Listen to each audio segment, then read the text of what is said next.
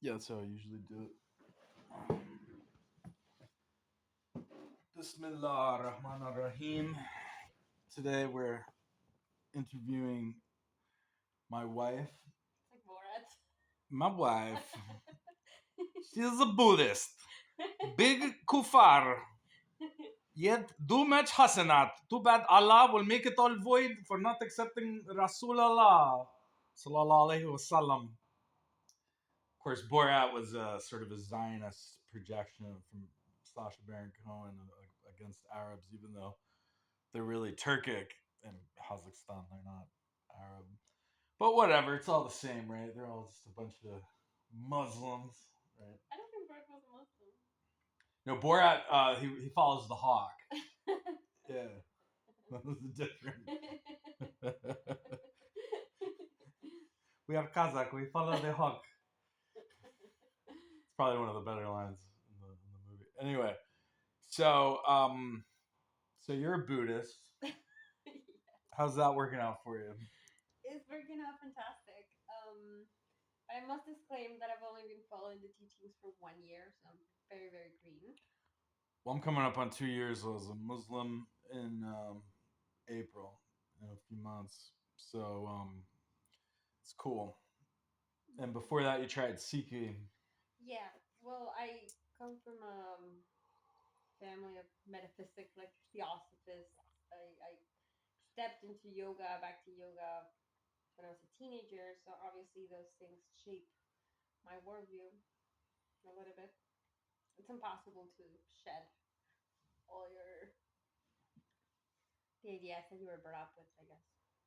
So I'm sure those things color my perception of the teachings, but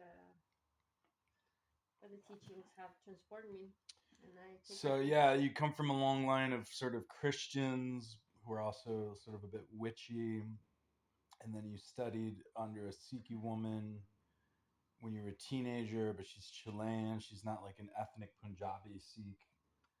Um, and then you were also taught yoga by your older brother's girlfriend at the time. And also being a vegetarian in the early 2000s, the only place to eat were bhakti yoga temples. So they always gave you the Vedas and talk about God and stuff like that. Very influenced by that too. So so you were your grandfather. Before we get into Buddhism, this biographical background is probably important. Yeah. So your grandfather was dying, and he astrally projected and visited you, which then caused you. Obviously, the death is like somewhat traumatic. But he's a 78-year-old man, so it's not. I mean, it was tough, but it wasn't like losing your mother in her 50s or something younger than that, right? But it was tough enough. But it was that the astral projection visitation was a real mind melter. Well, yes, he was my mom and my dad were very materialistic when I was growing up, and I had this spiritual thirst for God and for knowledge. And every time I asked them, they were like, "Call your grandpa." So I would call him, and he was a theosophist, metaphysics guy. So he was heavily meditator. He had all these perennial ideas.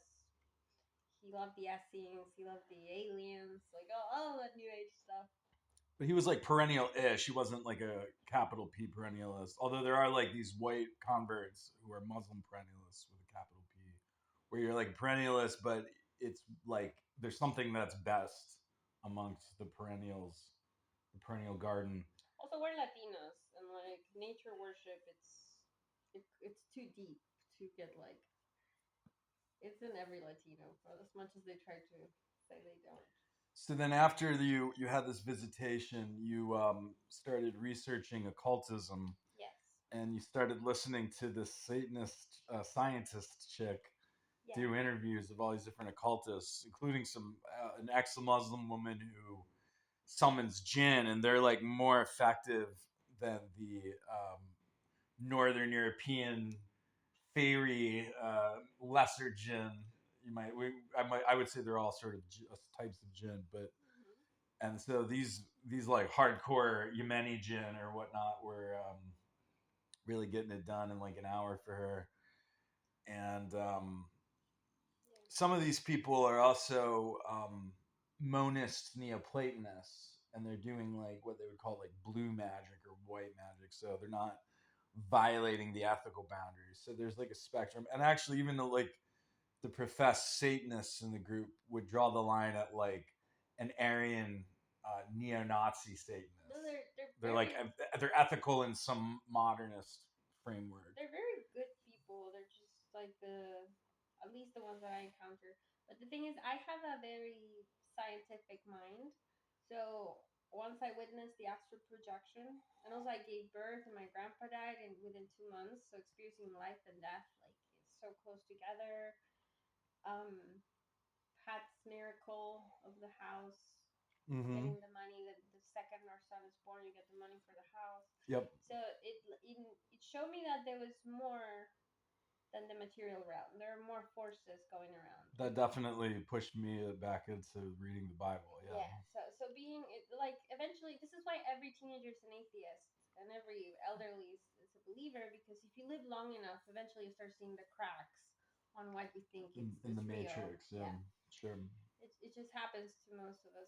So then that happened, and me being very scientific, I'm like, I need to understand the nature of reality, and I know that witchcraft's real. It's huge in these parts of the world, so I'm going to research that. So I went into research of Satanism and witchcraft, because these are the people that know how to use the technology the most effectively. I was never tempted by it. I know I'm strong enough. Like, I don't care for that kind of stuff, but I wanted to see how it understood, and that kind of gave me a background. Right. So you read Libernal, and then you were like doing role play on Discord with these people. Of course, Discord comes from like Eris and Greek mythology. Oh, they love it. So that's something that they appreciate. And Robert Ann Wilson they called themselves Discordians. So I got breadcrumbed into Islam through Robert Ann Wilson having this Orientalist postmodern, not to be confused with a modernist or Victorian era Orientalism. He did a lot of Sufi heart meditation. Right, and but it was sort of a buffet. That was he's more of a real perennialist. It was like a buffet of practices. So here's a little technique from these Muslims. He was at Lima for a while. That's too. A little different from the other yoga stuff that he's mixing together. But then that was how I knew how to talk to Sheikh Hussein in Jerusalem, and that kind of planted the seed for me to be interested in Sufism seriously. And anyway, but meanwhile, I'm having this like Andrew Tate moment because I want like more patriarchal respect and all this stuff, and I was not pleased with your befriending all of these occultists, and you weren't like going to church with me. And so I thought, well, the Catholic Church can't really protect me from what's happening to my family. They don't really give me any options. They're all a bunch of simps. They're all a bunch of feminazis, not really, but like, relatively speaking. And so I started to delve into Zahiri, exoteric Islam as well as having that background knowledge. And then I came back, and then I'm like, oh, this is problematic. I don't know if I can like live like this. And then, okay, Sufism's cool though, so I'll go deeper into that. Started listening to Pir Zia. Pir Zia, he actually studied under the Dalai Lama for a little while, and then it was like, okay, I need to go back and study under my father. And like the Dalai Lama was like, yeah, you need to like follow the tradition of your family, the Chisti Sufi tradition of in Han, and but he like went to Tibet or well, not Tibet because Tibet's been occupied, but wherever the Dalai Lama was, he went and like did the Buddhist practices. Well, this is why Buddhism is special, because it's not just a religion; it's a series of practices.